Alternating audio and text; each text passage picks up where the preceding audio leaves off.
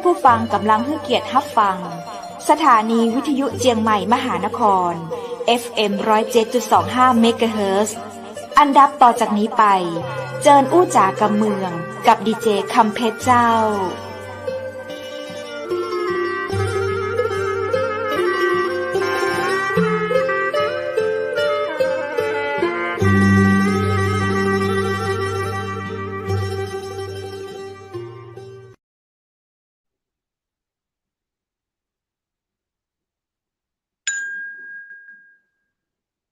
สวัสดีเจ้าสวัสดีคุณผู้ชมที่ฮักและกระเติงหาจับนักนะเจ้ายินดีต้อนรับเข้าสู่รายการอู้จ๋ากำเมืองต่างเจียงใหม่มหานครแพร่ภาพออกอากาศจากอาคารวังสิงคำอำเภอเมืองจังหวัดเชียงใหม่เจ้าคุณผู้ชมและคุณผู้ฟังเจ้าปีกับปากับข้าเจ้าดีเจคำเพชรเช่นเคยนะเจ้าป้ากันในวันดีๆวันนี้นั้นตัดกับวันจันทร์ที่12เดือนกันยายน2565เจ้าปีกับป้ากันเวลาดีๆเนาะ2ทุ่มถึง3ทุ่มเช่นเคยนะเจ้าเฮามาอู้มาจ๋ากับเมืองเตยกันผ่านทางสถานีวิทยุเชียงใหม่มหานครนะเจ้าซึ่งเปิ้นมีการไลฟ์สดออนแอร์ให้ทาง Facebook YouTubeและเพจของเชียงใหม่มหานครตวยเจ้าอู้จ๋ากับเมืองกันในค่ำวันนี้นะเจ้ากินข้าวแลงกันแล้วมาอู้มาจ๋ากับเรื่องราวดีๆนะเจ้ากับละอ่อนบ้านเฮาต่างจังหวัดเชียงใหม่ในโครงการถังหมากรักโลกเจ้าซึ่งวันนี้น้องๆของเฮาก็จะมาอู้จ๋ากันในเรื่องของโครงการถังหมากรักโลกจังหวัดเชียงใหม่เนาะเป็นจะใดนั้นอยากให้คุณผู้ชมได้ติดตามแล้วก็ให้กำลังใจกับน้องๆของเฮาทางทีมงานเชียงใหม่มหานครตวยเจ้าคุณผู้ชมเจ้าเมื่อแรงวันนี้นะเจ้าข้าเจ้าดีเจคำเพชรมาอู้มาจ๋ากับคุณผู้ชมแล้วก็ยังมีน้องๆจากโครงการถังหมากรักโลกจังหวัดเชียงใหม่นะเจ้าซึ่งจะมีมา2สาวด้วยกันในวันนี้นะเจ้าเป็นผู้ประสานงานของโครงการตวยแล้วก็เป็นละออนนักเรียนชั้นมัธยมศึกษาปีที่6ของโรงเรียนดาราวิทยาลัยนะเจ้าจะมาอู้จ๋ากับเฮาในวันนี้โอกาสนี้ทางทีมงานเชียงใหม่มหานครขอเชิญปากับน้องพลอยสวยมณีศักดิ์และน้องขวัญเมษาท่าระเบียบสวัสดีเจ้าสวัสดีเจ้านั่งแถกันเลยเจ้านึกว่าจะมาคนละมุมบ้าน ตอนนี้น้องๆอยู่ตังใดกันเจ้าอยู่ที่โบสถ์ของหมู่บ้านค่ะ เจ้าอ๋ออำเภอเมืองแม่นก็เจ้าอำเภอสันทรายจังหวัดเชียงใหม่เจ้าอ๋อวันนี้หนูอยู่ที่สันทรายจังหวัดเชียงใหม่ได้ไปโรงเรียนกันหรือยังเจ้าในช่วงนี้ ไปนะเจ้าเพิ่งปิกมาก่อนหน้านี้แล้วก็มาเนี่ยค่ะน้องๆคือไปปิกมาเจ้าบ่ได้อยู่หอพักโรงเรียนเนาะเจ้าประเดี๋ยวนี้ตังโรงเรียนดาราวิทยาลัยของเฮานี้เปิ้นมีหอพักในอยู่กับเจ้ามีเจ้ามีทั้งหอพักชายแล้วก็หอพักหญิงเจ้าแต่น้องพลอยสวยกับน้องขวัญเมษาเป็นละอ่อนที่แบบไปปิกเนาะเจ้าเดี๋ยวรายงานตัวกันหน่อยเจ้าคนไหนชื่อพลอยสวยคนไหนชื่อขวัญเมษาค่ะสวัสดีค่ะน้องชื่อพลอยสวยมณีศักดิ์เจ้าเป็นหัวหน้าของโครงการถังหมากรักโลกค่ะสวัสดีเจ้าน้องชื่อขวัญเมษาท่าระเบียบเจ้าเป็นสมาชิกทีมถังหมากรักโลกเจ้าอยู่ในโครงการถังหมากรักโลกด้วยกันเลยอันนี้เคยได้รางวัลจากสำนึกรักเมืองไทยตวยมั้งก็เจ้าเจ้าเป็นของโครงการเฮาก็จะเป็นโครงการที่สำนึกรักเมืองไทยปีที่14เจ้าก็คือเฮาก็จะส่งเป็นตัวโครงการให้เปิ้นนะคะแล้วก็เพิ่นก็จะเอาไปคัดเลือกแล้วก็เฮาก็ได้ผ่านเป็น1ใน10โครงการค่ะที่ได้รับเงินสนับสนุนมาทำโครงการเจ้าเป็น1ใน10โครงการจากทั่วประเทศเจ้าเก่งเดี๋ยวเราจะมาอู้จ๋าในเรื่องนี้กันแต่ว่าก่อนอื่นใดนั้นอยากคือน้องพลอยสวยแล้วก็น้องเมษาเจ้าเมื่อตะกี้เราแนะนำตัวกันเข้าไปแล้วเนาะเจ้าเนาะในเรื่องของเป็นผู้ประสานงานแล้วก็เป็นสมาชิกของโครงการต้องถามถึงในเรื่องของการเรียนกันสักหน่อยเนาะตอนนี้น้องๆอยู่ม.6 แล้วถ้า แฮมบ่กี่เดือนเนาะเราก็จะจบแล้ว ตอนนี้ได้ตี้เรียนต่อกันหรือยังเอ่ย? ทางมหาลัยยังบ่ได้เปิดรับรอบแรกจ้ะค่ะ อืม แต่ว่าดูๆกันไว้ แล้วก็วางแผนที่จะยื่นรอบแรกกันค่ะ ทั้ง 2 คนเลยเหมือนกันเนาะ? แม่น เจ้ เจ้า า เจ้า เปลี่ยนกันเล่าประวัติโดยย่อให้ฟังก่อนเนาะเจ้า อ๋อ น้องชื่อพลอยสวยอยู่บ้านทุ่งยาว ตำบลสันทรายหลวง อำเภอสันทราย จังหวัดเชียงใหม่เจ้า เป็นหลานของพ่อหลวงนิตร กัมปนาท มณีศักดิ์ค่ะ แล้วก็เป็นหมู่บ้านที่เอาโครงการเข้ามาทำในหมู่บ้านเจ้า ค่ะ เรียนอยู่สายการเรียนวิทย์คณิตค่ะ โรงเรียนดาราวิทยาลัยค่ะ น้องขวัญอุษาล่ะเจ้า? เจ้า น้องก็บ้านอยู่สันทรายเจ้า แล้วก็ตอนนี้กำลังเรียนอยู่ชั้นม. 6 ค่ะ สายการเรียนวิทย์คณิตเหมือนกันเจ้า แล้วอันบ้านเดียวกันนี่แสดงว่าเป็นเพื่อนกันมาเมินแล้ว ค่ะ เอาล่ะ เรามาเล่ากันเรื่องของโครงการถังหมากรักโลก ในโครงการนี้เริ่มต้นกันมาจะใดอะเจ้า? น้องไปเจอรับสมัครเข้าโครงการในเพจของโครงการจิตสำนึกรักเมืองไทยเจ้า แล้วก็ได้สนใจอยากจะเหมือนหาโครงการ หรือว่าหาผลงานเข้ามาใส่ในพอร์ตโฟลิโอ แฟ้มสะสมผลงานน่ะค่ะ ก็เลยคิดว่าเราน่าจะมีกิจกรรมเกี่ยวกับการลงพื้นที่จริงๆ การทำจริงๆ ซึ่งกิจกรรมนี้เป็นโครงการนี้เพิ่นได้เปิดโอกาสให้เด็กและเยาวชนได้ออกความคิดเห็นเกี่ยวกับการแก้ปัญหาในสังคมว่ามีปัญหาหยังพ้องในเจียงใหม่ หรือว่าในบ้านเกิดของเรา ชุมชนของเราอย่างเงี้ยค่ะ น้องก็ได้รวบรวมเปื้อน ๆ แล้วก็ส่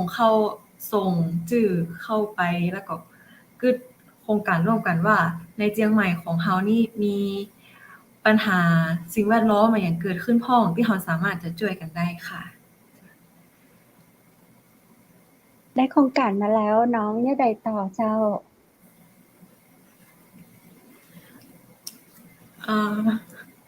หลังจากที่เราอู้กัน แล้วก็เราคิดว่าในหมู่บ้านของน้องอะค่ะ มีปัญหาเกี่ยวกับการกำจัดขยะไม่ถูกต้อง กำจัดกิ่งไม้อะค่ะ น้องเขาก็เลยคิดว่าเราจะอยากจะได้ที่จะเอากิ่งไม้ เศษใบไม้ หรือว่าเศษอาหารเหลือทิ้ง เอามาทำให้เป็นประโยชน์เจ้า น้องเขาก็เลยคิดวิธีที่จะเอาเศษอาหาร แล้วก็เศษใบไม้มายะเป็นปุ๋ยหมักเจ้า ก็เลยเกิดเป็นโครงการปุ๋ยหมักเจ้า แล้วก็อันนี้ภาพที่ฉายอยู่ก็คือไปรับรางวัลจากผู้ว่าราชการจังหวัดเชียงใหม่เจ้า ดีใจเจ้า แสดงว่าเราก็ได้รับมาหลายรางวัลเนาะน้องพลอย เจ้า น้องพลอยเจ้า โครงการถังหมากรักโลกเรานี่กี่ปีแล้วเจ้า? โครงการเราเพิ่งเริ่มปีนี้ค่ะ แต่ว่าเราก็มีการคิดว่าเราจะสืบต่อโครงการจะได้พ้อง เราก็มีการทำเป็นสร้างชมรมในโรงเรียนต่อค่ะ เพื่อจะให้น้องที่โรงเรียนอะค่ะ ได้มาสานต่อโครงการ พัฒนาโครงการของเราต่อไปเจ้า แล้วก็มีการเชื่อมต่อกับเครือข่ายอื่นๆ เช่น ล่าสุดก็มีเครือข่ายเกี่ยวกับการเกษตรของจังหวัดเชียงใหม่เข้ามา เพื่อให้ความรู้หรือนำวิทยากรเข้ามาในโรงเรียนค่ะ แล้วก็ในชุมชนค่ะ เพราะว่าโครงการเราเพิ่งเริ่มปีนี้เจ้า เริ่มตอนแรกก็คือน้องเริ่มจากกลุ่มเพื่อนๆในหมู่บ้านเดียวกันก่อน แล้วก็มาขยายมาที่โรงเรียนของเราแม่นบ่เจ้า? เป็นการรวมกลุ่มกันในโรงเรียนก่อนนะเจ้า แล้วก็ถึงแบบว่ามาดูปัญหา แล้วก็ได้มาลงพื้นที่ที่หมู่บ้านทุ่งยาวเจ้า เจ้า รวมกันจากโรงเรียนดาราวิทยาลัย ตอนแรกที่เราร่วมโครงการนี้เราเริ่ม อย่างใดเจ้าจากกี่คนไปกี่คนจัดสรรโครงการของเฮาจะใดเจ้าน้องพลอย โครงการเขาการยื่นเข้าโครงการจิตสำนึกรักเมืองไทยเขาให้หาสมาชิกประมาณ10คนค่ะแล้วน้องก็ได้รวบรวมเพื่อนที่อยู่ในชั้นเดียวกันก่อนเจ้าเพื่อนๆที่รู้จักกันแล้วก็สนใจเกี่ยวกับสิ่งแวดล้อมมาทำแก้ปัญหาสังคมโดยการค่ะแก้ปัญหามลภาวะเจ้าแล้วก็มีน้องจากชั้นม.5 ด้วยค่ะ เพราะว่าเราได้มีครูที่ปรึกษาเข้ามาเพื่อคำแนะนำเราค่ะ มีน้องๆเพราะว่าน้องเขาอยู่ม.6 แล้วแม่นก็ค่ะ เพราะว่าอยู่แห่งปีเดียวเราก็จะอ ต้ อ อก งออกไป ออกไปเข้ามหาลัยแล้วเราก็เลยเพิ่งมีรุ่นน้องม.5 เข้ามาอยู่ในโครงการของเราโดยเพื่อสานต่อโครงการเจ้า น้องขวัญก็คือเป็นหนึ่งในสมาชิกที่เข้ามาทำโครงการร่วมกับน้องพลอยน้องขวัญก็จะได้เจ้า แล้วเพื่อนชวนน้องขวัญจะได้น้องขวัญถึงเข้ามาในโครงการนี้เจ้า ก็คือช่วงม.5 ค่ะ มันเป็นช่วงที่มีโควิดแล้วก็เลยบ่ได้แบบมีกิจกรรมจิตอาสามาได้ไปร่วมโครงการแข่งขันอย่างเงี้ยค่ะ แต่ว่าน้องก็คือวางแผนไว้ว่าจะยื่นพอร์ต ก็เลยเห็นว่านี่เป็นโอกาสที่ดีอะค่ะ ที่จะได้หากิจกรรมจิตอาสาไปใส่ในพอร์ตเจ้า พอน้องเข้ามาร่วมกิจกรรมแล้วน้องชอบอะอย่างใดเจ้าน้องขวัญ คือในกิจกรรมของเราเนี่ยค่ะเราแบบได้มีการวางแผนได้ประชุมได้อันหยังร่วมกันเนี่ยค่ะ ก็ทำให้ได้สนิทกับเพื่อนๆได้มากขึ้นค่ะ แล้วก็ในกิจกรรมที่เราได้ทำอะค่ะมันก็เป็นการแบบสานสัมพันธ์กับคนอื่นๆเนี่ยค่ะ แบบเราจะได้ รู้จักการทำงานร่วมกันค่ะ soft จ้ะ skill เจ้า แล้วก็ได้ทำงานในหลายๆ คนในหลายๆ ระดับหลายๆ อาชีพ หลายๆ อายุ ได้ทำความรู้จักค่ะ แล้วก็เหมือนเราได้พัฒนาตัวเองไปในนี้ด้วยค่ะ การทำงานร่วมกันกับคนอื่นเจ้า การวางแผนที่เราจะ โครงการ ค่ะ วางแผนการ จ้ะ ทำกิจกรรมต่างๆ ของโครงการเจ้า ในวันนี้ในสิ่งที่น้องถามเมื่อกี้น้องพลอยบอกว่าเรามีคุณครูที่โรงเรียนคอยให้คำแนะนำนอกจากคุณครูที่มาให้คำแนะนำเราแล้วมีผู้ใหญ่ต่างใดแห่งก็เจ้า ก็นอกจากครูเราก็จะมีก่อนที่เราจะได้ลงพื้นที่อย่างเงี้ยค่ะเราก็มีการหาข้อมูลอีกแม่นก็จะเราก็ได้ลองติดต่อกับครูในแผนกอื่นๆเนี่ยจ้ะอย่างครูวิทยาศาสตร์ครูเกี่ยวกับสิ่งแวดล้อมหรือไม่ก็เป็นพาโรงในโรงเรียนตัวเจ้า พาโรงที่ทำหน้าที่เกี่ยวกับการเกษตรภายในโรงเรียนค่ะ แล้วก็ยังมีปราชญ์ชาวบ้านค่ะ เพื่อหาวิธีเหมือนคือเขามาเป็นครูของเราด้วยค่ะ เพราะว่าเราก็เป็นนักเรียนค่ะแล้วก็เราต้องหาความรู้เข้ามาเรื่อยๆค่ะ เพื่อจะมาพัฒนาโครงการแล้วก็ทำโครงการของเราเจ้า พอเราได้ทุกอย่างเรียบร้อยแล้ว โครงการของเราก็ตั้งขึ้นมาถังหมักนี่เป็นจะใดเจ้าวิธีการทำถังหมัก ก็ทางมาของเรานะเจ้าในรุ่นเริ่มแรกเนี่ยก็จะเป็นแบบเป็นถังแล้วก็เอามาเจาะรูเจ้าเราก็จะเจาะรูแล้วก็ ถังนี่คือถังแดงหรือว่าถังพลาสติก ถัง เป็น แบบใดเจ้า ถังพลาสติกสีน้ำเงินนะเจ้า ถังสูงประมาณ100ประมาณเมตรซาวค่ะ เจ้าเป็นถังสูงๆแล้วเราก็นำมาเจาะรูข้างๆค่ะ เพื่อมีการระบายอากาศ หลังจากที่เราได้ไปหาข้อมูลมาแล้วด้านล่างเราก็ได้เจาะเป็นช่องสี่เหลี่ยม แล้วก็ติดให้มันเปิดปิดได้อะค่ะ เพื่อมันจะใช้หลัก first in first out ค่ะ ใส่ก่อนออกก่อน ก็คือเราจะใส่เป็นกิ่งไม้ลงไปก่อนเจ้าแล้วก็ เป็นทับกับเศษอาหารสลับกับเศษใบไม้เจ้ามันจะได้มีปฏิกิริยาหรือว่าแบบมีการย่อยเร็วขึ้นเนี่ยเจ้า เจ้า แล้วก็ถังจะเป็นประมาณนี้เจ้า ตรงกลางเลยค่ะ อ๋ออ๋ออืม แล้วเขาจะมีการเจาะด้านล่างค่ะว่าจะมีด้านล่าง แล้วเราจะเอาเศษอาหารแล้วก็เศษไม้ใบไม้หมูนี่เขาได้มาจากไหนอะเจ้า กลุ่มเป้าหมายแรกของเราคือเราจะใช้ในครัวเรือนค่ะ สมมติว่าถ้าเรามีเศษใบไม้เหลือ จะเศษใบไม้ที่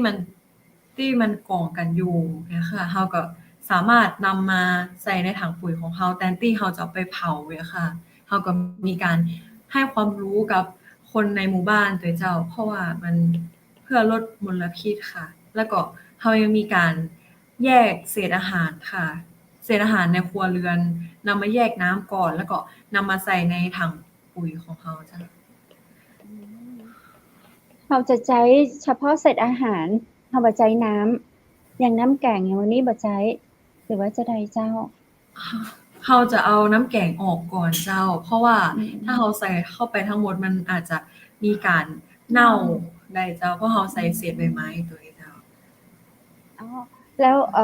ถังหมักนี่เขาทำเพื่ออย่างไรเจ้าเป็นปุ๋ย เราสามารถทำเป็นปุ๋ยแล้วก็นำปุ๋ยมาใช้ในครัวเรือนได้เจ้า เหมือน เพราะว่าในหมู่บ้านทุ่งยาวของเราเป็นหมู่บ้านการเกษตรเจ้า อืม เราก็สามารถนำปุ๋ยที่มีอยู่นำมา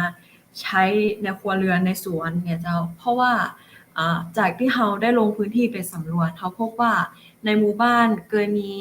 ถังปุ๋ยซีเมนต์นะเจ้า ซึ่งข้อเสียของมันคือช่วงหน้าฝนจะมีอากาศฝนจะตกแล้วมันจะชื้นมีน้ำขังมีกลิ่นเน่าเหม็นเจ้าเราก็เลยนำมาแก้ปัญหาแล้วมันต้องใช้พื้นที่เยอะในการทำเจ้าเราก็เลยนำมาแก้ปัญหาโดยการเราจะทำเป็นถังที่สามารถวางไว้ในตัวบ้านได้ค่ะข้างๆตัวบ้านมามีกลิ่นเน่าเหม็นเจ้า อันนี้คือทุกบ้านสามารถทำได้วางได้ ทุกวันนี้โครงการของเราคือจะมีถังตามบ้านเป็นลังนั้นหรือว่าเป็นในหมู่บ้านของเรามารวมกันแบบอยู่ที่วัดนะอยู่ที่ศาลาหมู่บ้านนะจะได้เจ้าน้องพลอยน้องขวัญ ตอนนี้ถังแบบต้นแบบที่1นะเจ้าเราได้ทดลองแจกกับหมู่บ้านไปเป็น5ครัวเรือนอยู่เจ้า แล้วก็จากกิจกรรมที่เราพอย่าไปเราก็เอาความคิดเห็นของเจ้าบ้านที่ได้ถังตัวอย่างไปทดลองใช้อะเจ้าลองเอามาbrainstorm ดูอะเจ้าว่ามันมีปัญหาตรงไหนพ้องหรือว่าต้องการให้แก้จะได้อะเจ้า ค่ะ แล้วหลังจากที่เราได้ฟังปัญหาจากชาวบ้านค่ะเราก็เลยให้ชาวบ้านลองออกแบบว่าจากปัญหาที่เราเจอเราได้เราอยากได้ถังปุ๋ยหรือว่าเราอยากจะได้เพื่อแก้ปัญหาถังปุ๋ย แก้ปัญหาที่เกิดขึ้นค่ะ ก็เลยให้ชาวบ้านออกแบบถังปุ๋ยแถมตัวหนึ่งเจ้าออกแบบร่วมกันค่ะ เพราะว่าจุดประสงค์ของเราคือทำเพื่อเจ้าบ้านใช้ได้อย่างมีประสิทธิภาพสูงสุดเจ้า ก็คือตอนนี้เป็น แบบทดลองแหมแบบหนึ่งอะเจ้าที่ชาวบ้านเปิ้นลองออกแบบด้วยกัน ค่ะ อันนี้เป็นที่ชาวบ้านได้ประชุมแล้วก็ลองออกแบบร่วมกันค่ะ ในภาพนี้เลยค่ะ เพราะว่า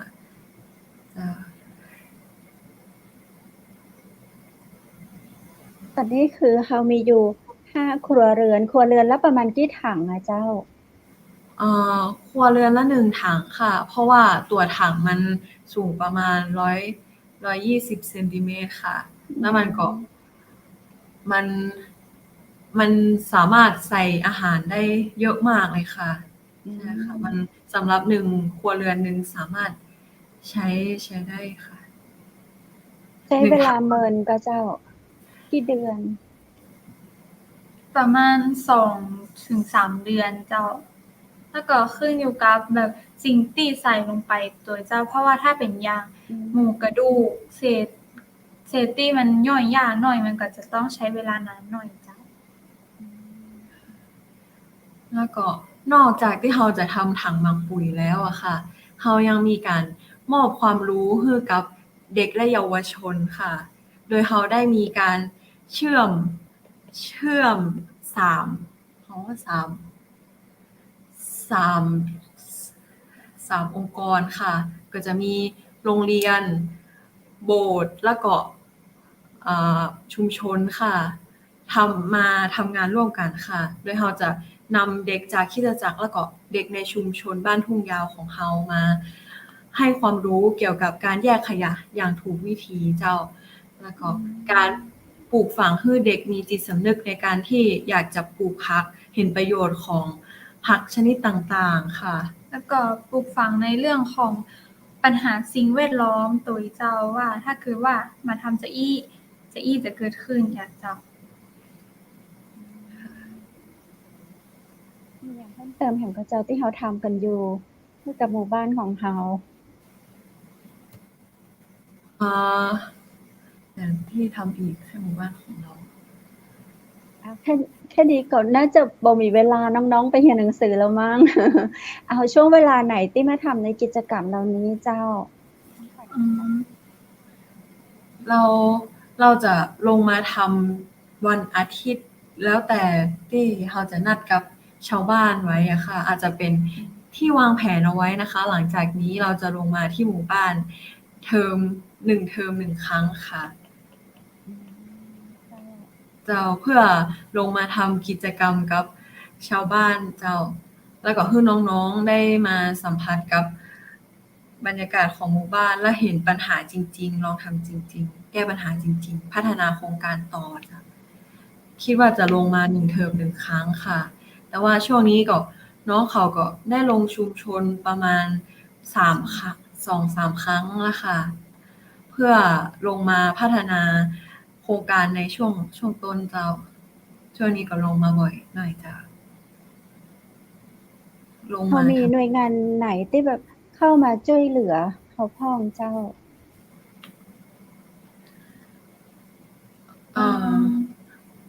ที่แน่ๆคือเรามีรางวัลจากสำนักรักเมืองไทย แล้วเรามีโครงการหน่วยไหนเรามี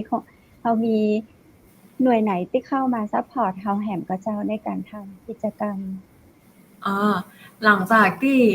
เราได้ขอความช่วยเหลือไปจากทางผู้ว่าแล้วค่ะ ก็จะมีผู้สนับสนุนจากทางสำนักงานเกษตรจังหวัดค่ะ ที่จะเข้ามาให้ความช่วยเหลือเราในการนำวิทยากรมาให้ความรู้ในโรงเรียนแล้วก็ในชุมชนค่ะ จากหมอแม่โจ้เจ้า แล้วก็ได้รับการสนับสนุนนะคะ เพราะอย่างที่บอกไปก่อนหน้านี้ว่าเรามีถังที่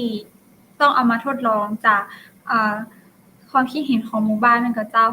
แล้วก็ตามโรงเรียนดาราวิทยาลัยของเราก็ได้สนับสนุนในเรื่องของพื้นที่แล้วก็เจ้าหน้าที่การเกษตรอะค่ะในการมาช่วยทำด้วยเจ้า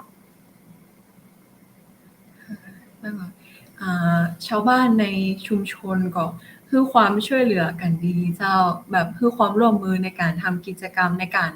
เข้ามาร่วมในโครงการของเราเจ้า เขาได้รับรางวัลอย่างมาพ้องแล้วเจ้า โครงการ ก็ได้รับจากโครงการจิตสำนึกรักเมืองไทยปีที่14ค่ะ ค่ะ ได้เงินทุนสนับสนุนโครงการจำนวน 34,000 บาทเจ้า เพื่อดำเนินโครงการต่อเจ้า เจ้า ถ้าหากว่าเงินตรงนี้ของเราหมดเราจะเนี่ยใดต่อเจ้า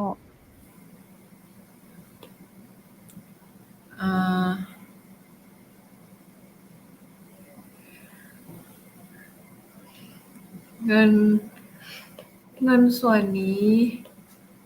จากที่ได้คุยกับอาจารย์ที่ปรึกษาเจ้าเราได้อู้กันว่าเราอาจจะมีการจัดบูธกิจกรรมภายในงานในโรงเรียนเจ้าเพื่อหางบประมาณในการเข้าโครงการเจ้าอาจจะเป็นกิจกรรมให้ความรู้หรือว่าแจกต้นไม้ หรืออะหยังให้คนในโรงเรียนมีความรู้ตัวเองแล้วก็มาร่วมเป็นส่วนหนึ่งของโครงการเฮาตัวเองค่ะเจ้าจัดบูธในโรงเรียนเจ้าแล้วก็หลังอาจจะมีการเอ่อทำผลิตภัณฑ์การเกษตรภายในชุมชนค่ะเพื่อหาเงินเข้าเจ้า แล้วก็ต่อไปในปีที่ 15 กับสำนึกรักเมืองไทยเนาะเราจะได้เงินมาช่วยซัพพอร์ตในโครงการถังหมักรักโลกของจังหวัดเชียงใหม่ น้องพลอยและน้องขวัญ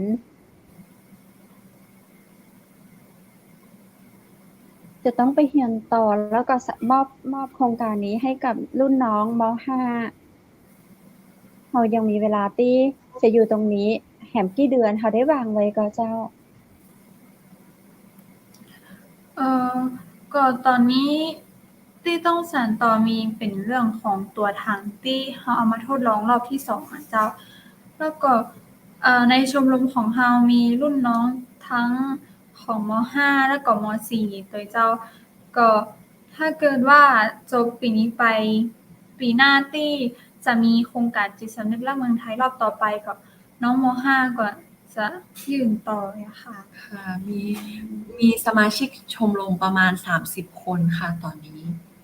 เจ้า ตอนนี้ของเรามี30กว่าคนแล้ว จากเริ่มต้นคือ10กว่าคนเจ้าอันนี้ก็คือปีแรกของเราได้ประมาณกี่เดือนแล้วเจ้าน้องพลอยถึงปีหรือยังเอ่ย ยังมาถึงปีเลยเจ้า ค่ะเพิ่งประกาศผลไปช่วงเดือนมีนาคมกรกฎาพฤษภามิถุนายนค่ะ ค่ะช่วงพฤษภามิถุนาเพิ่งประกาศผลค่ะแล้วเราเพิ่งได้มาดำเนินโครงการจริงๆช่วงปลายเดือนกรกฎาคมนี้ค่ะเพิ่งลงพื้นที่ลงทำงานจริงๆเจ้า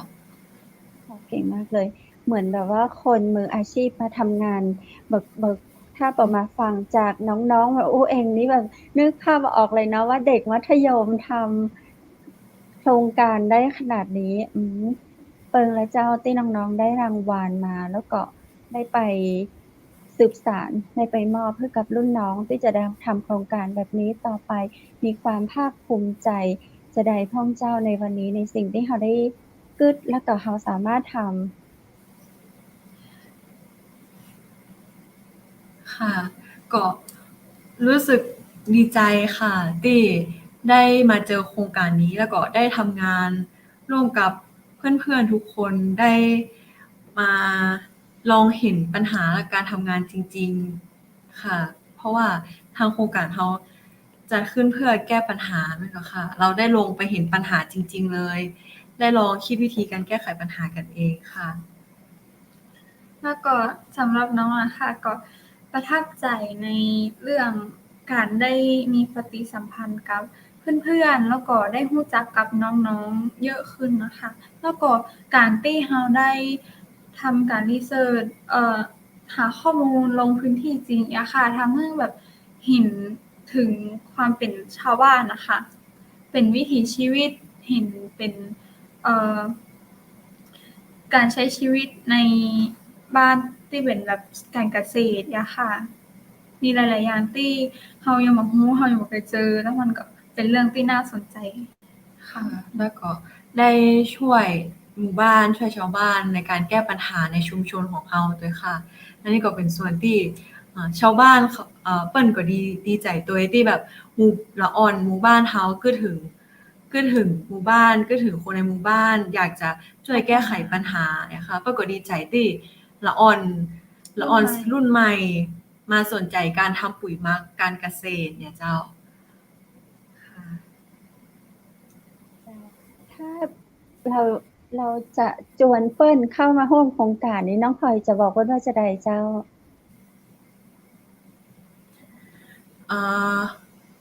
ชวนเปิ้นเข้ามาร่วมโครงการของเราเป็นโครงการที่มุ่งพัฒนาเพื่อชาวบ้านแล้วก็ทำเพื่อชาวบ้านอย่างเต็มร้อยค่ะแล้วก็มีการเชิญชวนคือคนในหมู่บ้านเนี่ยค่ะว่าแบบถ้ามีความสนใจในการ ทำโครงการรับปุ๋ยหมักเนี่ยค่ะ ก็เฮามีการฮื้อลงชื่อตัวอะค่ะ เพื่อรับถังปุ๋ยค่ะ แล้วก็เราอยากให้ทุกคนหันมาสนใจสิ่งแวดล้อมมากขึ้นค่ะ เพราะว่าการที่เราเห็นว่าเศษขยะหรือเศษใบไม้มันอาจจะเป็นปัญหาเล็กๆที่เราเหมือนคิดว่ามันจะเกิดปัญหาใหญ่ แต่ว่าเมื่อมีเศษอาหารหรือการเผาเศษใบไม้จำนวนมาก มันจะส่งผลต่อ สิ่งแวดล้อม สิ่งแวดล้อมค่ะบ่ว่าจะเป็นมลพิษทางอากาศอย่างเงี้ยค่ะ แล้วก็เป็นส่งผลให้เกิดภาวะโลกร้อนด้วยค่ะเราอยากให้ทุกคนไม่ว่าจะเป็นเด็กหรือผู้ใหญ่ที่จะเห็นความสำคัญของตัวนี้เด้อเจ้าเราเลยทำโครงการนี้ขึ้นมาเพื่อแก้ปัญหาที่อู้ขึ้นไปเจ้า เลยเริ่มจากจุดที่แบบว่าเป็นเรื่องเล็กน้อยอะเจ้าเป็นพวกเศษขยะอาหารในบ้านเนี่ยเจ้า ค่ะ ก็จื้อมากเลยรักโลกช่วยกันแท้ๆเลยน่ารักมากเลยน้องของเราน้องขวัญและน้องพลอยเราได้ทำในหมู่บ้านชื่อหมู่บ้านของเจ้ายาวๆถ้า หมู่ ยาว บ้านทุ่งยาวเจ้า ทุ่งยาวหมู่บ้านทุ่งยาวแล้ว ถ้าเรามีหมู่บ้านใกล้เคียงหมู่บ้านของเราเพิ่นสนใจในโครงการดังกล่าวเพิ่นจะมาร่วมมาเป็นสมาชิกด้วยจะได้ก็เจ้า ตอนนี้ปีแรกที่เราวางแผนว่าเราจะทำในหมู่บ้านเจ้า แล้วหลังจากนั้นเราจะขยายไปในชุมชนของสมาชิกหรือชุมชนข้างเคียงอยู่เจ้า อืมปัญหานักหลักๆเลยของการทำโครงการปัญหาคืออย่างเจ้าน้องพลอย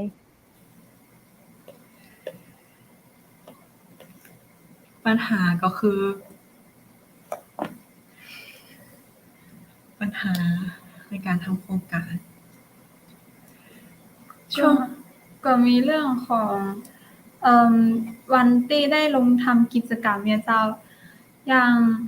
ตอนที่เราจะมีการให้ความรู้กับเด็กละอ่อนบางทีก็ความที่เราอยู่ในยุคโควิดอะค่ะ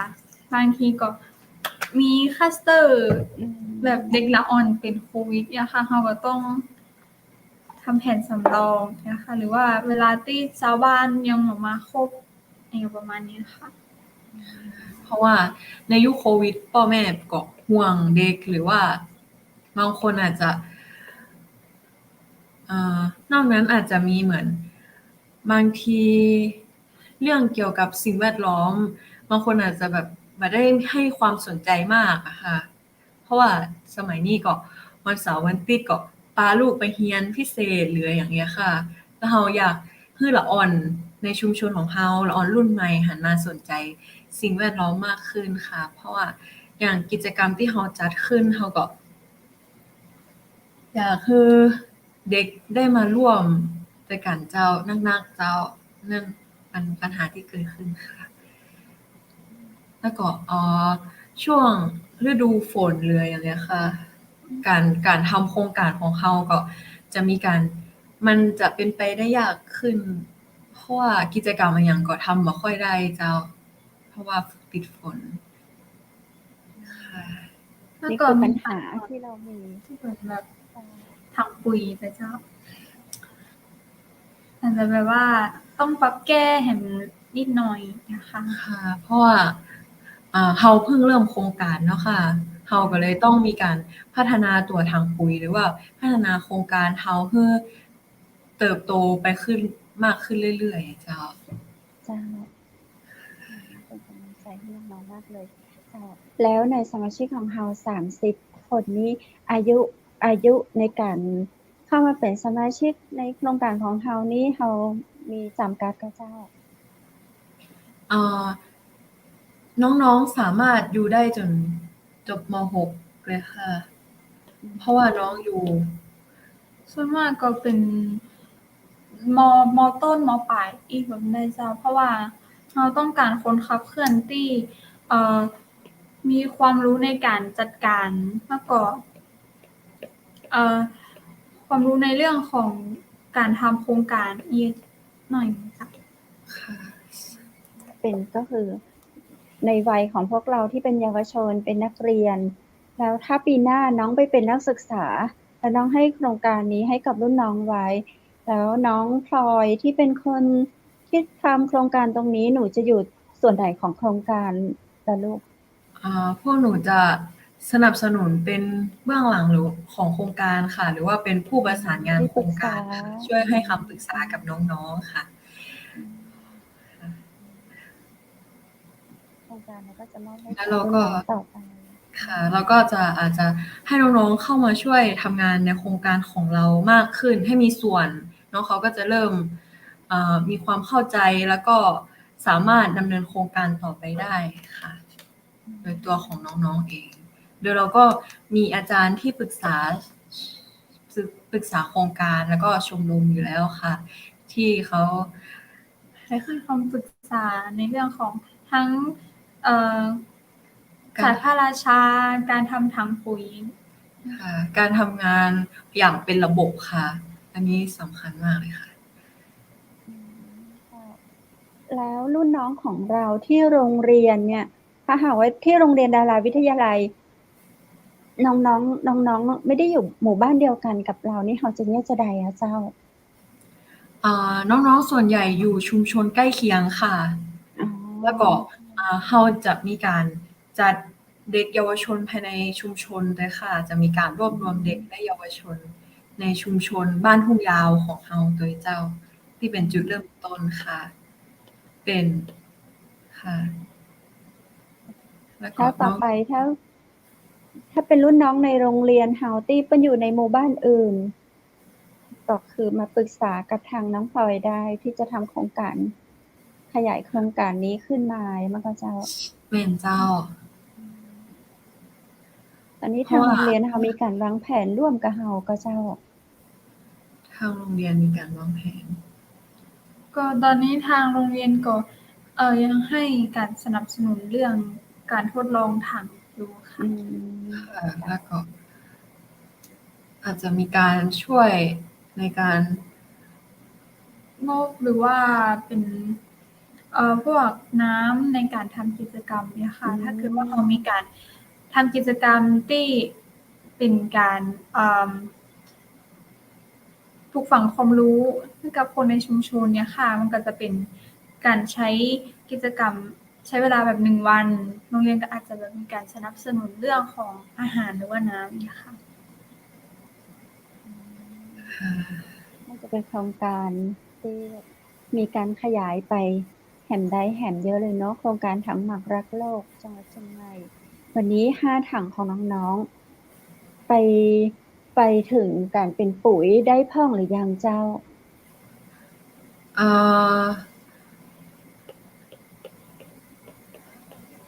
หลังจากยังอยู่ในขบวนการหมักอยู่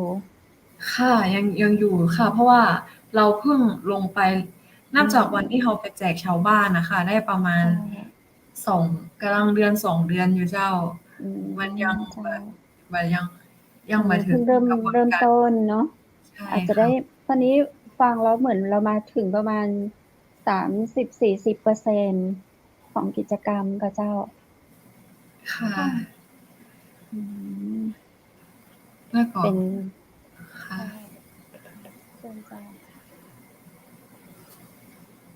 แล้วก็เฮาก็เลยตอนนี้ตัวถังที่เราทำทดลองในโรงเรียนนะคะเรามีแผนที่จะพัฒนาแล้วก็นำไปแจกชาวบ้านในช่วงเดือนตุลาคมค่ะแต่ว่ากำลังดูผลการทดลองว่าหลังจากที่ชาวบ้านออกแบบถังปุ๋ยมา2ถัง2แบบนะเจ้าถังแบบไหนที่จะมีประสิทธิภาพที่ดีกว่าแล้วเราก็จะนำไปแจกชาวบ้านค่ะ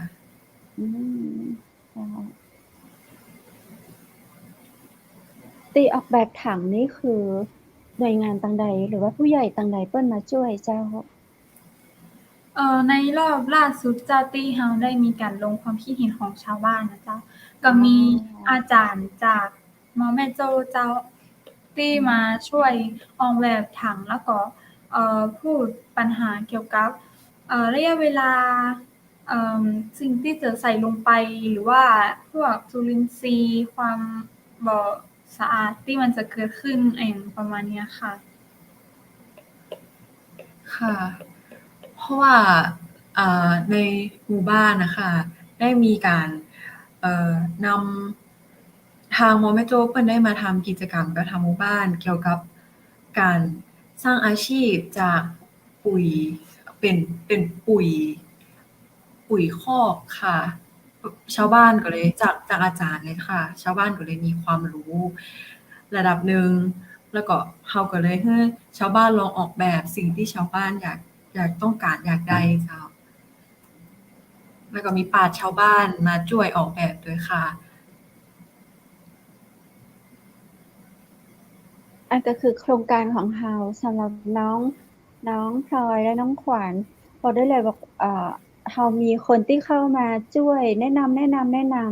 นเรามีความสุขในการทำโครงการของเราแบบลื่นไหลไปได้ดีมาก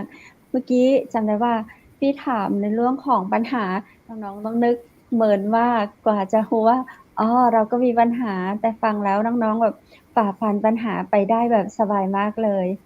น้องกระเจ้าพร้อมที่จะทำโครงการให้ขับเคลื่อนไปได้อย่างง่ายแล้วก็เปิ้นเราบ่มีอุปสรรคอย่างที่น่ากลัวสำหรับน้องๆเลย ค่ะ น้องกระเจ้ามีความสุขในการทำโครงการประมาณไหนเจ้าทุกวันนี้ ก็แฮปปีดีค่ะ เพราะว่า ตอนนี้เราเหลือทำทางทดลองแล้วก็เราก็ได้มีการอ่าแบ่งงานให้น้องๆได้มีหน้าที่ตัวอย่างเจ้า เพราะว่าในโรงเรียนของเรามีการจัดกิจกรรมเยอะแยะอะค่ะแล้วก็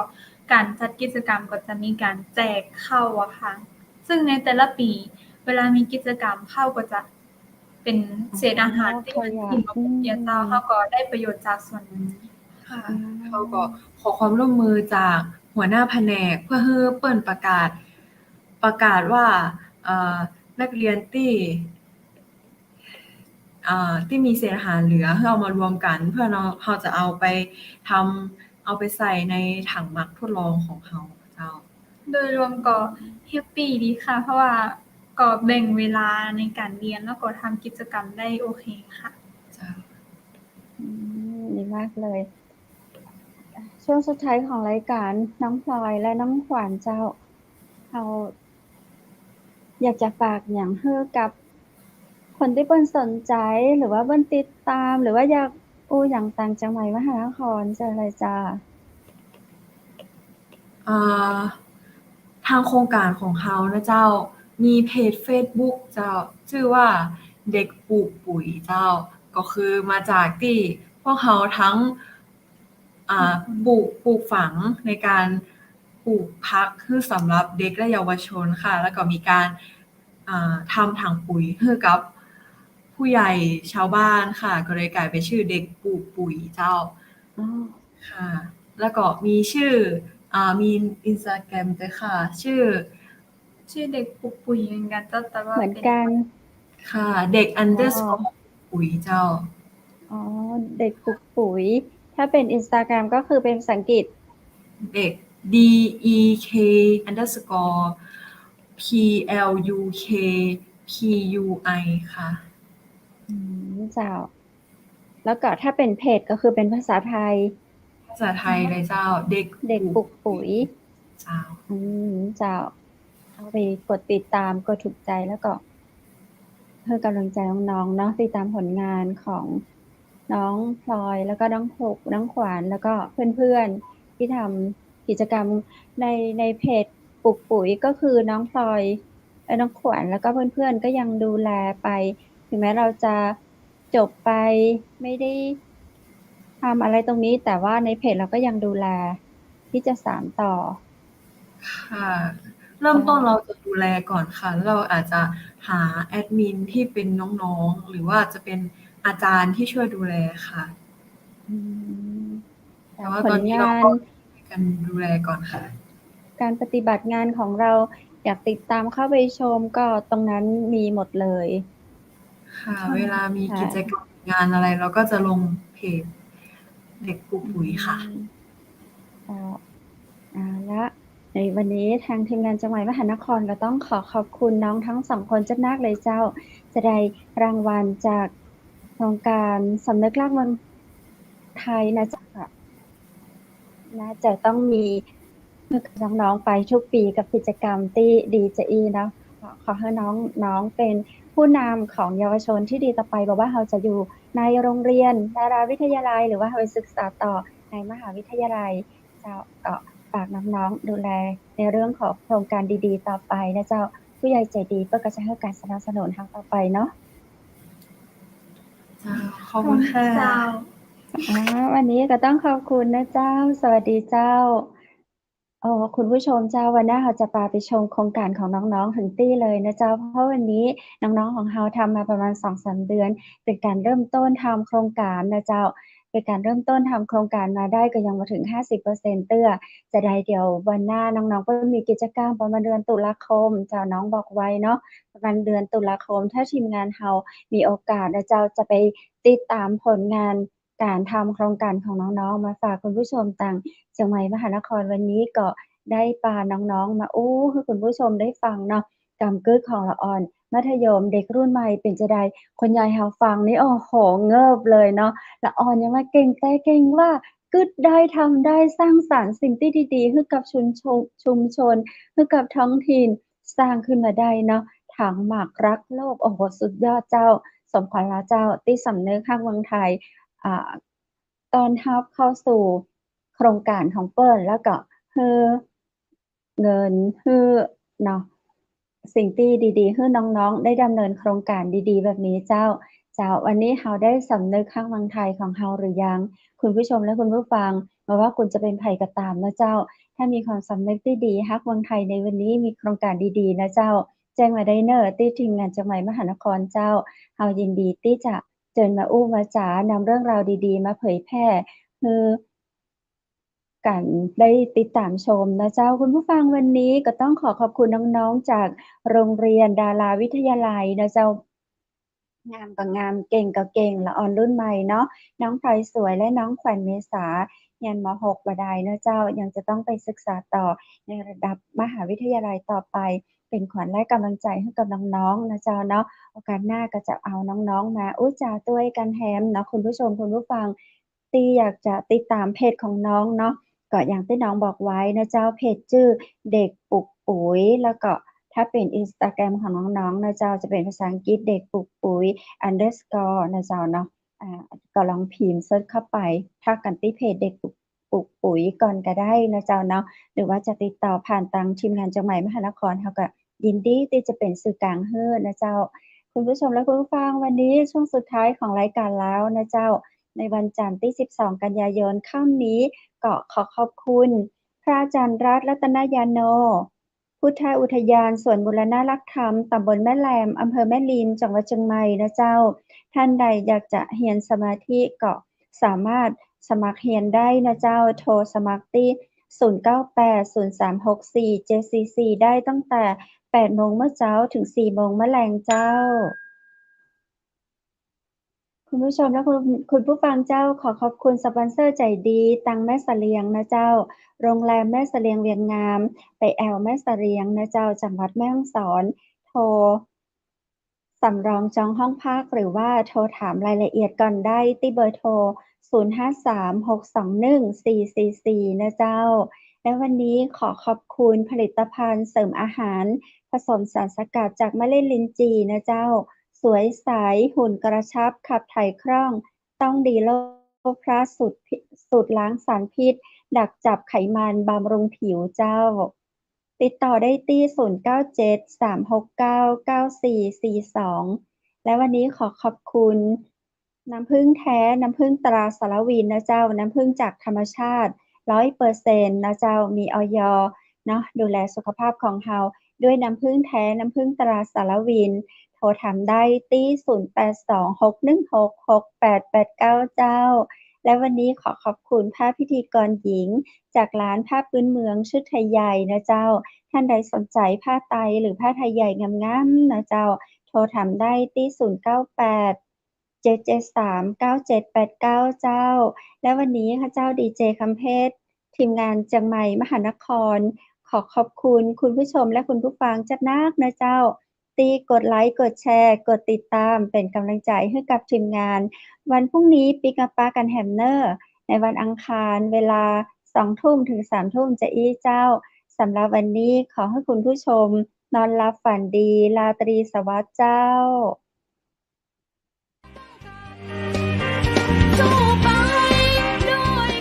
สถานีวิทยุเจียงใหม่มหานคร 107.25 เมกะเฮิรตซ์ ขอแสดงความห่วงใยและเป็นกำลังใจให้ทุกท่านในช่วงการระบาดของโรคโควิด -19 ในครั้งนี้เพื่อลดความเสี่ยงควรสวมหน้ากากอนามัยทุกครั้งล้างมือเป็นประจำขอให้อยู่ที่บ้านให้นักที่สุดด้วยความปรารถนาดีจากหมู่เฮาเจ้าเจียงใหม่มหานครสนับสนุนโดยกาแฟโกแมคคอฟฟี่และโรงแรมแม่เสรียงเวียงงามโทร 053-621-444 และ 081-595-2883